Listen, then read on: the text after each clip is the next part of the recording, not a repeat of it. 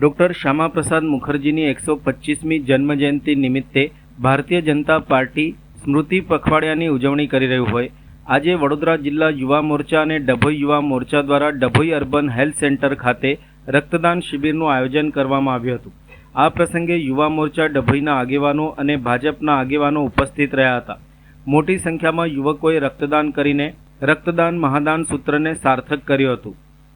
ડભોઈ સહિત સમગ્ર રાજ્યમાં ભારતીય જનતા પાર્ટી દ્વારા ડૉક્ટર શ્યામાપ્રસાદ મુખર્જીના 125મા જન્મજયંતિ નિમિત્તે સ્મૃતિ પખવાડિયાની ઉજવણીના ભાગરૂપે સેવા કાર્યો સાથે ડભોઈ યુવા મોરચા અને વડોદરા યુવા મોરચાના માર્ગદર્શન હેઠળ ડભોઈ મહુડી ભાગોળ બહાર અર્બન હેલ્થ સેન્ટર ખાતે રક્તદાન શિબિરનું આયોજન કરવામાં આવ્યું હતું।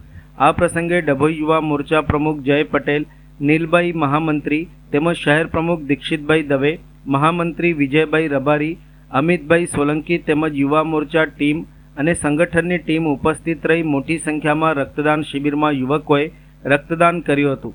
આ રક્તદાન કેમ્પમાં આશરે 100 યુનિટ રક્ત એકત્ર કરવામાં આવ્યું હતું। આજરોજ ડભોઈ નગર ખાતે વડોદરા જિલ્લા યુવા મોરચા દ્વારા ડભોઈ નગર દ્વારા બ્લડ ડોનેશન કેમ્પનું આયોજન કરવામાં આવ્યું છે। તેમાં યુવા મોરચાની ટીમ ઉત્સાહભેર ભાગ લીધો છે।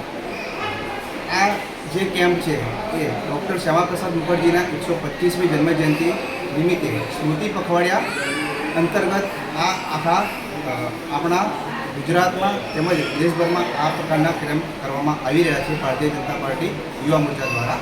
અને આ મોરચામાં યુવાનો એક સેવાના ભાવથી જોડાય છે અને સેવારૂપી પોતાના બ્લડ આપી રહ્યા છે અને એ બ્લડથી કોઈ બીજી જિંદગી પણ બચી રહી છે એની એક સેવા ભારતીય જનતા પાર્ટીનો એક યુવા કાર્યકર્તા કરી રહ્યા છે। અંદાજે કેટલા યુનિટ બ્લડ ડોનેશન? અંદાજે અહીંયા 30 થી 40 યુનિટ બ્લડ થવાના છે। શું નામ તમારું? શૈલેષસિંહ ભૂપતસિંહ સોલંકી, જિલ્લા યુવા મોરચા મહામંત્રી